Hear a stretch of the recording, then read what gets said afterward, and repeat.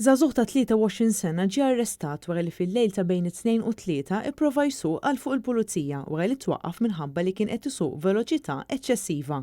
Kienu għal-ħabta tas-sijata filgħodu x'in il-Pulizija nnutaw vettura tal-għamla Opel Astra tinstab b'manjera perikoluża fi triq il-konvoj ta' Santa Marija fl-Imqabba. Sakemm iż-żewġ uffiċjali rnexxilhom iwaqfu l-vettura fi triq il-Belt Valletta fl-Imqabba stess u ordnaw lix-xufier biex joħroġ immedjatament mill-karozza.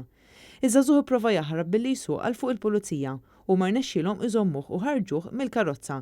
Madankollu baqa' jkun aggressiv fil-konfront tagħhom u ma bediex jikkopera bil-ġuvni allega wkoll li kien bela xi sustanzi illegali.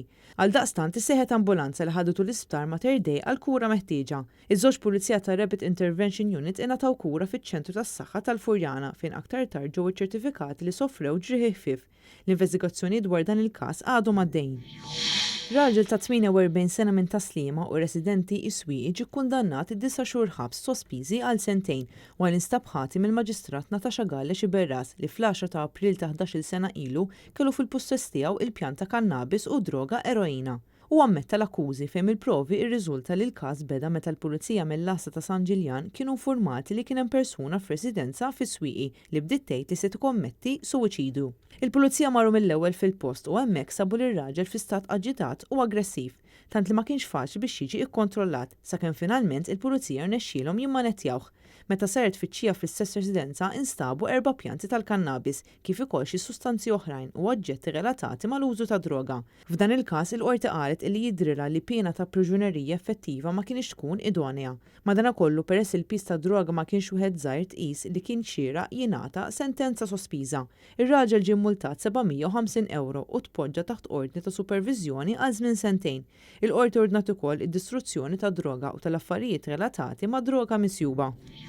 Wara ġimgħat ta' investigazzjonijiet, il-Pulizija f'pajjiżna arrestaw ċittadin Ġermaniż ta' 45 sena li kien infittex fuq reati ta' frodi li wettaq fil-Ġermanja u ġie arrestat wara jiem ta' sorveljanza fit-18 ta' Lulju f'appartament f'San Ġiljan. Bil-Pulizija segwixxu mandat ta' arrest Ewropew maħruġ mill-awtoritajiet ġudizzjarji tal-Ġermanja. Ir-raġel tresaq il-qorti quddiem il-Maġistrat Raġel Montebello sabiex jibdew il-proċeduri ta' estradizzjoni lejn il-Ġermanja. Madankollu huwa ma tax il-kunsens tiegħu sabiex jiġi estradit. Permezz tal-avukati difensuri ir-raġel talab għal ħelsien mill-arrest iżda din it-talba ġiet miċħuda mill-qorti. Is-smigħ dwar l-estradizzjoni mistenni jkompli fil-jiem li ġejjin. Il-prosekuzzjoni f'dan il-każ qed titmexxa mill-Ispettur Mark Gallia, assistit minn Meredith Ebejjer mill-Uffiċċju tal-Avukat Ġenerali.